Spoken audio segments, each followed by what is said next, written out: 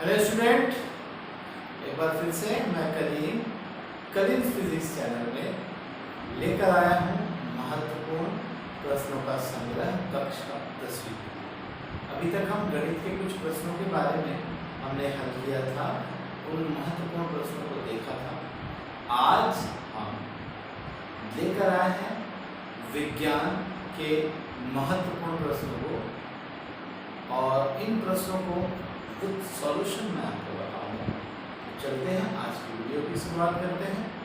पहला प्रश्न है हमारा, रेखीय क्षेत्रीय आयतन प्रसार गुणांक किसे कहते हैं।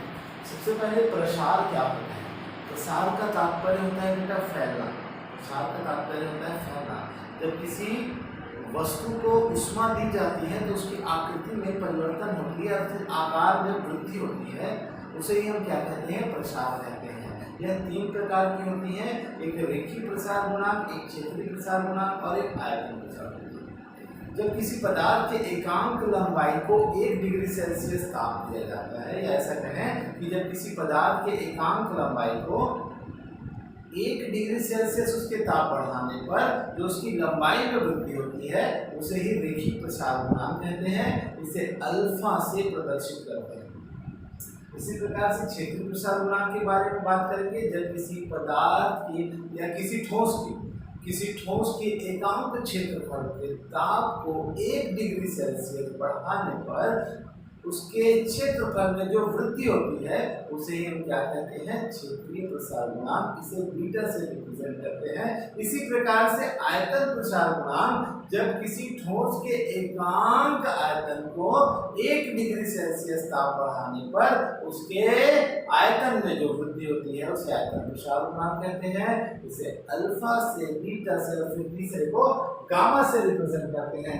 अर्थात इन तीनों के मध्य में संबंध होता है अल्फा अनुपात बीटा अनुपात गामा इक्वल टू 1:2:3। इनके मध्य में संबंध होता है। कभी कभी ये हमको ऑब्जेक्टिव में या फिल इन द ब्लैंक्स में पूछता है बेटा कि तीनों के मध्य में क्या संबंध होता है, बताइए।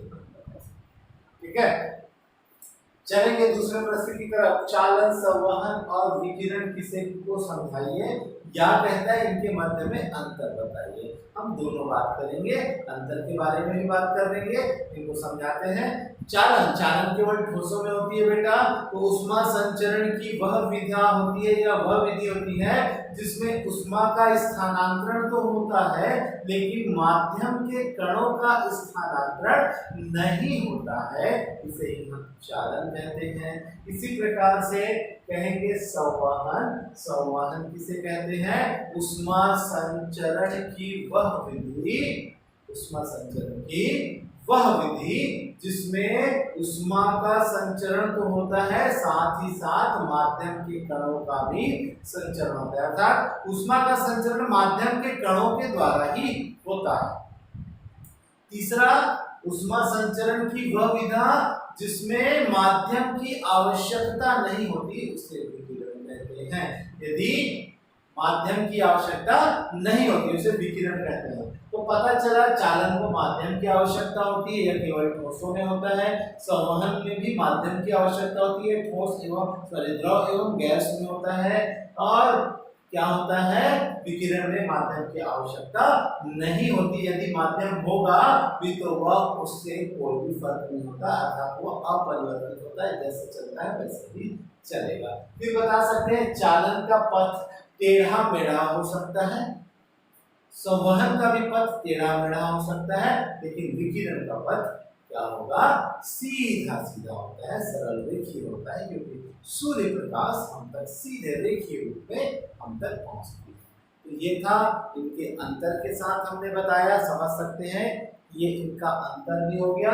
मैंने पहले परिभाषा बताया, फिर माध्यम बताया, फिर पथ बताया। तीसरे प्रश्न के बारे में बात करेंगे,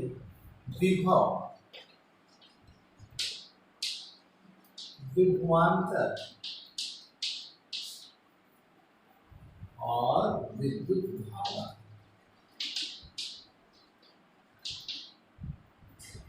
विभव क्या होता है, किसी एकांक आवेश को अनंत से विद्युत क्षेत्र तक लाने में किए गए कार्य को उस का क्या कहते हैं, विद्युत विभव कहते हैं।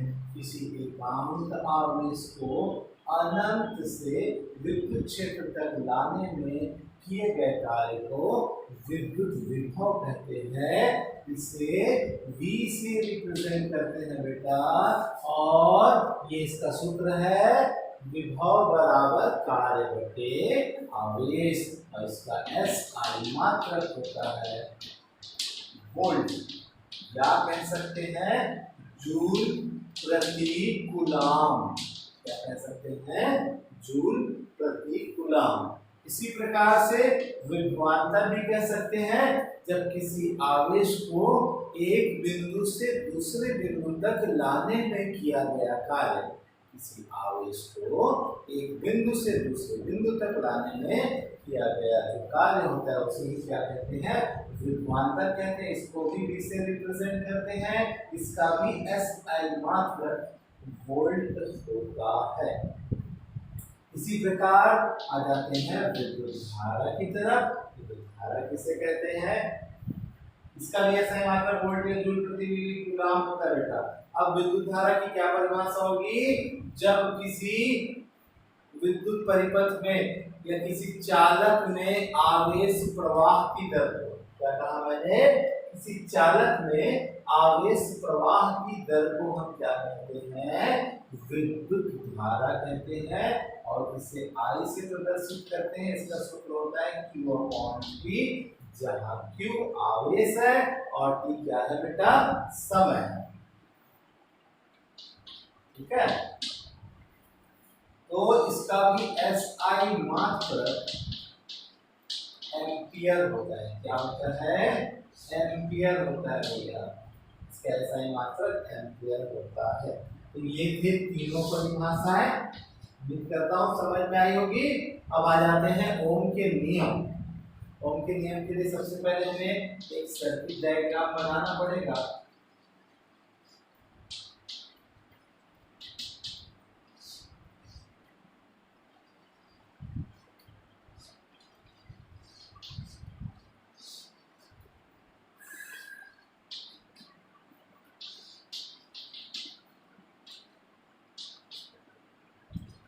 ये देखिए इसका डायग्राम है सर्किट, यहाँ पर ए सेल है, सी सेल है, ये के बंद प्लग कुंजी है, ये RH धारा नियंत्रक है, V वोल्टमीटर है, एक अमीटर है, R प्रतिरोध है। ठीक है बेटा, तो बताया जब किसी चालक के भौतिक अवस्था में कोई परिवर्तन ना हो तो, किसी चालक के भौतिक अवस्था में कोई परिवर्तन ना हो तो चालक में बहने वाली धारा उसके सिरों पर उत्पन्न विभवांतर के अनुक्रमानुपाती होता है। क्या कहा, जब किसी चालक की भौतिक अवस्था में कोई परिवर्तन ना हो तो चालक में बहने वाली धारा उसके सिरों पर उत्पन्न विभवांतर के अनुक्रमानुपाती होता है। और ये हो जाएगा बेटा V = RI। भौतिकी में जब समानुपाती चिन्ह हटाते हैं तो एक नियतांक लगाते हैं, तो R एक क्या है, एक नियतांक है जिसे क्या कहते हैं, जिसे प्रतिरोध कहते हैं। क्या कहते हैं बेटा, जिसे प्रतिरोध कहते हैं। क्लियर हुआ, तो ये था आपका क्या, ओम के नियम। देख सकते हैं इतनी बातों को आप अच्छे से समझने का प्रयास कर सकते हैं।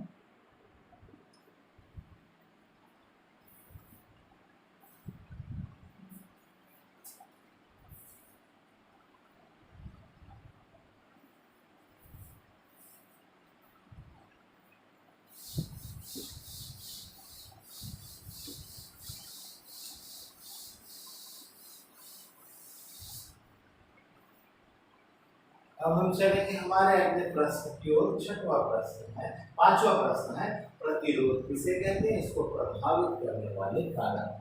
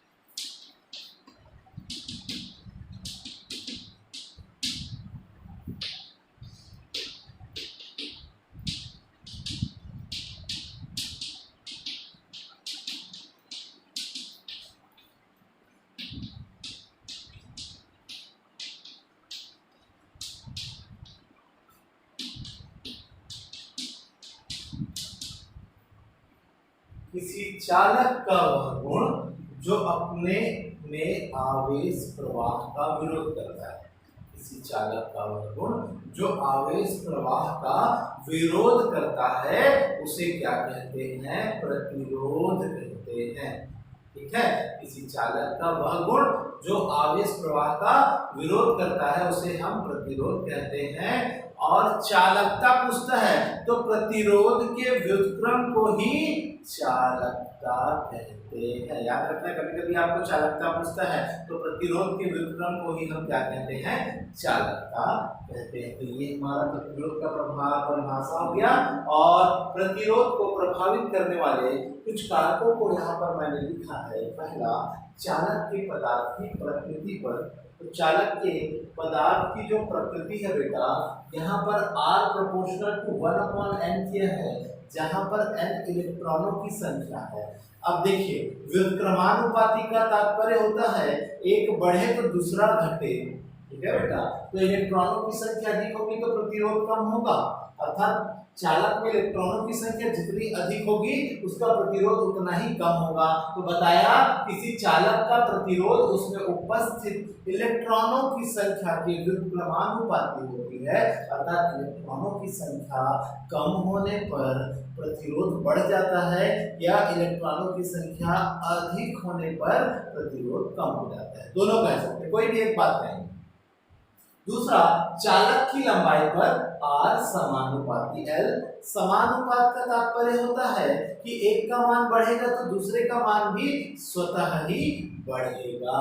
तो चालक का प्रतिरोध चालक की लंबाई के समानुपाती होता है, अर्थात लंबाई बढ़ाने पर प्रतिरोध बढ़ जाता है।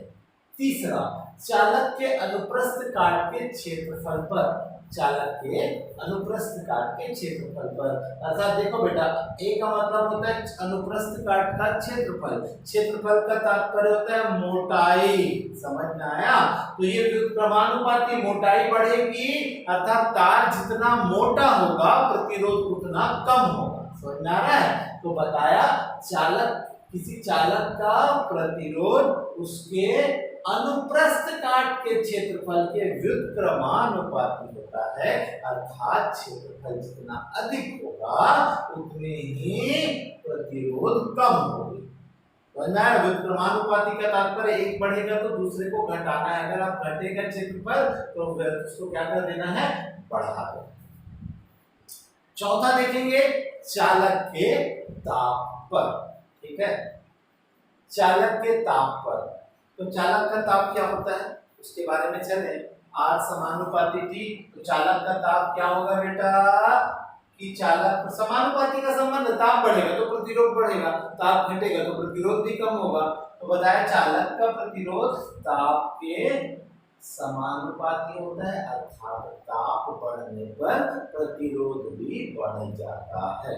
तो ये थे बेटा प्रतिरोध को प्रभावित करने वाले कारक, आप देख सकते हैं। फिर हम आगे की ओर बढ़ते हैं। अब हमारा जो छठवां प्रश्न है, घरेलू विद्युत परिपथ को समझाइए। तो हमारे घर में ना बेटा मुख्यतः घरेलू विद्युत परिपथ में 3 प्रकार के तारों का प्रयोग किया जाता है। ठीक है, जिसको हम लोग क्या कहते हैं? एक को कहते हैं न्यूट्रल, एक को फेस कहते हैं और एक को अर्थिंग कहते हैं। न्यूट्रल को कहते हैं उदासीन तार, हिंदी में क्या कहते हैं? उदासीन तार। और फेस को कहते हैं विद्युतमय तार। जैसे कभी कभी आप ये करते हैं ना, आप टेस्टर को जब लगाते हैं जिस छिद्र में, तो लाइट जलता है वो फेस रहता है, और जिसमें लगाते हैं वो नहीं रहता है। और जो ऐसा रहता है ना बेटा, तो ये हो जाता है, तो ऊपर का जो बड़ा वाला जो होल रहता है वह अर्थिंग रहता है, और एक में जलता है वो फेस रहता है और एक में नहीं जलता वो न्यूट्रल रहता है। तो बताएंगे घरेलू विद्युत परिपथ में 3 प्रकार के तारों का प्रयोग किया जाता है। मुख्यतः 3 प्रकार के तारों का, उदासीन तार, विद्युतमय तार और भूसंपर्कित तार।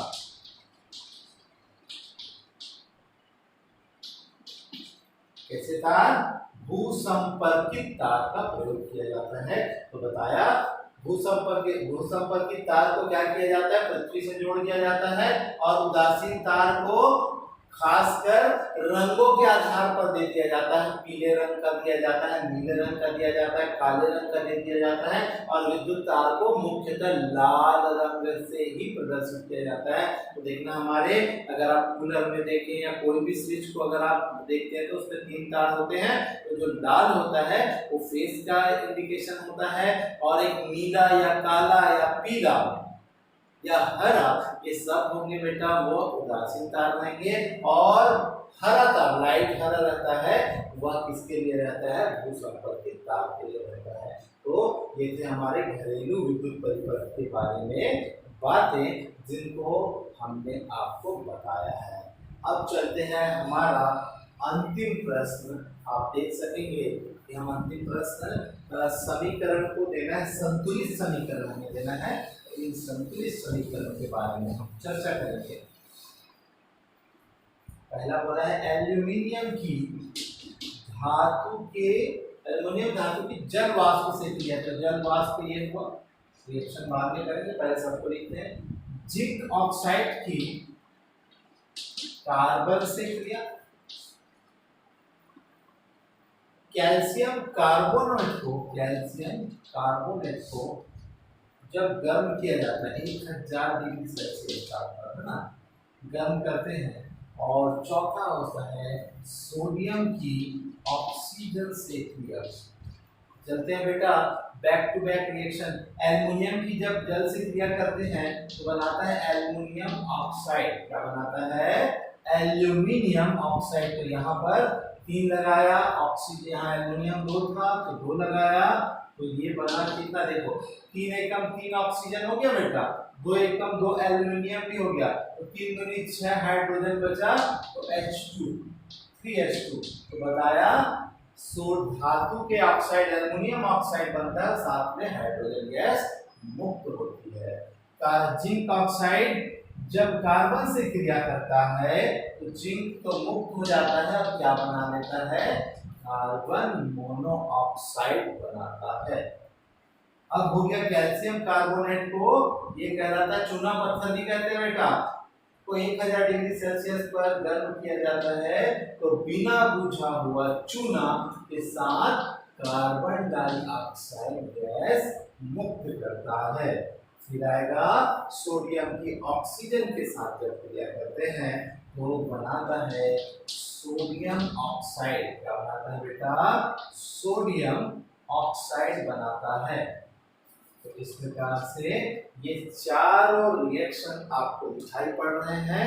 इसको अच्छे से और समझना है तो आपको क्या करना पड़ेगा, परमाणु क्रमांक आप याद करिए, इससे क्या होगा, आपको हेल्प मिलेगी। तो उम्मीद करता हूँ प्यारे बच्चों ये वीडियो आपको आज का समझ में आया होगा। महत्वपूर्ण प्रश्नों के संग्रह को मैं चैप्टर वाइज लेकर आया हूँ। इसी प्रकार से और मिलेंगे अगले वीडियो में और कुछ महत्वपूर्ण प्रश्नों के साथ। लेकिन आप क्या करें, वीडियो को देखें, पूरा देखिए। आप सभी बच्चे वीडियो को पूरा नहीं देखते हैं, जिसके कारण आप पूरे बच्चे लाभान्वित नहीं हो पाएंगे। तो उम्मीद करता हूँ आप वीडियो को पूरा देखेंगे और आप उसका लाभ उठाएंगे। तो आज के लिए इतना करते हैं। मैं करीम आपसे विदा लेता हूँ।